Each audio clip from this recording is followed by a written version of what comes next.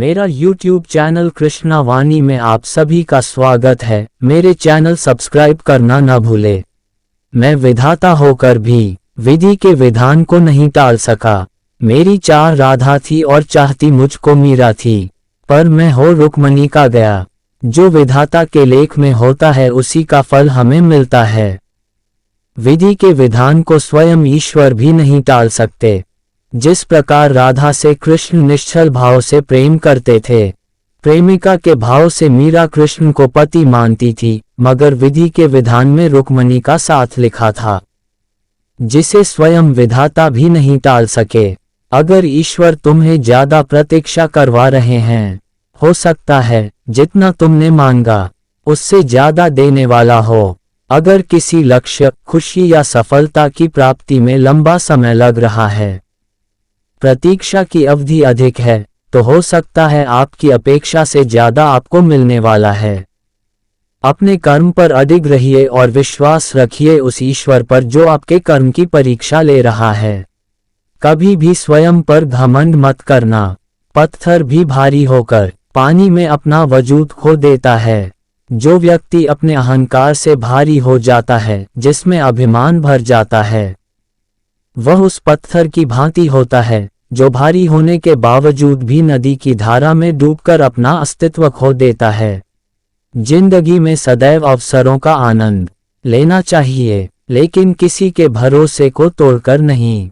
जिंदगी में भरोसा एक ऐसी चीज है जिसे प्राप्त करना वर्षों की मेहनत के समान है।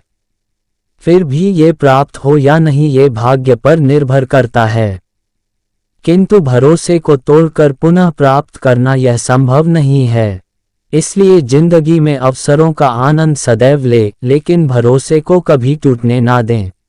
जिस व्यक्ति के पास संतुष्टि नहीं है, उसे कितना भी मिल जाए वह असंतुष्ट ही रहेगा।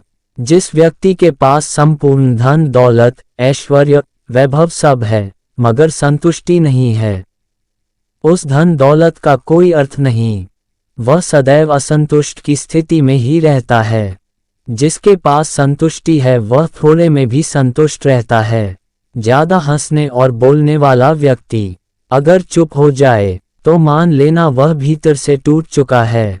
जो व्यक्ति सदैव हंसता खेलता मुस्कुराता रहता हो, अगर वह अपने स्वभाव से भिन्न हो जाए अर्थात चुप गुमसुम उदास रहने लगे, तो समझना उसके हृदय में एक पीड़ा है। उस पीड़ा ने उसे कमजोर बना दिया है। जो हुआ अच्छा हुआ, जो होगा अच्छा होगा। स्वयं को मुझ पर छोड़ दो, अपने कर्म पर ध्यान दो। कर्म ऐसा जो स्वार्थ रहित पाप रहित हो। कृष्ण अपने भक्तों को कर्म का मार्ग दिखाना चाहते हैं। वह कहते हैं अपने कर्म समाज के प्रति और मानव कल्याण के प्रति केंद्रित करते हुए करो। बाकी फल की चिंता मत करो, उन सभी कर्मों को मुझे समर्पित करो। इस मार्ग को अपनाकर तुम मुझे प्राप्त कर सकते हो, मेरे प्रेम का भागीदार बन सकते